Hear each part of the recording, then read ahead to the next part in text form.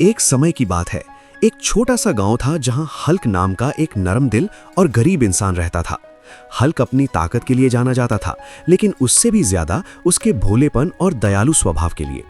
गांव में सभी उससे बहुत पसंद करते थे, क्योंकि वो हमेशा दूसरों की मदद के लिए तैयार रहता था। कोई बीमार हो या किसी को मुश्किल काम में मदद चाहिए हो, हल्क हमेशा सबसे पहले आगे आता। उसके चेहरे पर हमेशा एक मुस्कुराहट रहती थी और गांव वाले उसके बिना अपने जीवन की कल्पना भी नहीं कर सकते थे। एक खूबसूरत सुबह थी, जब गांव वाले अपने रोजमर्रा के कामों में व्यस्त थे। बच्चे खेल रहे थे और औरतें कुएं से पानी भर रही थी। अचानक एक तेज दहाड़ से पूरा गांव कांप उठा। एक विशाल शेर गांव में घुस आया था। शेर को देखते ही लोगों में अफरा तफरी मच गई। सभी डर के मारे इधर उधर भागने लगे, अपने घरों में छुपने की कोशिश करने लगे।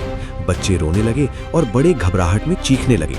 शेर अपनी बड़ी बड़ी आंखों से गांव वालों को घूर रहा था और उसकी दहाड़ से पूरा वातावरण डर से भर गया था। तभी हल्क की नजर गांव वालों की इस मुश्किल पर पड़ी। उसने देखा कि उसका प्रिय गांव खतरे में है। बिना एक पल भी गवाए हल्क तेजी से शेर की तरफ बढ़ा। गांव वाले हैरानी से उसे देख रहे थे। हल्क और शेर के बीच एक भयानक झड़प शुरू हो गई।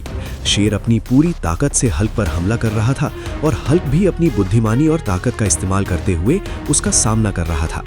दोनों के बीच की लड़ाई इतनी तेज थी कि धूल उड़ने लगी और पेड़ भी हिलने लगे। हल्क ने अपनी ताकत का सही इस्तेमाल किया।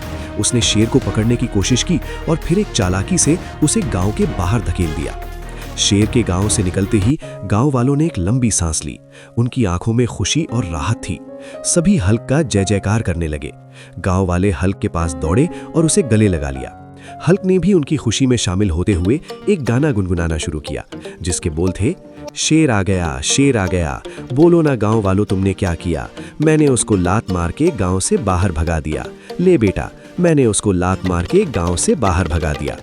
पूरा गांव उसके साथ झूम उठा और सभी ने मिलकर खुशी मनाई। उस दिन के बाद से हल्क गांव का सच्चा हीरो बन गया। जब भी गांव पर कोई मुसीबत आती, चाहे वो तूफान हो या कोई और खतरा, हल्क हमेशा चिंगम की तरह यानी मजबूती से खड़ा रहता।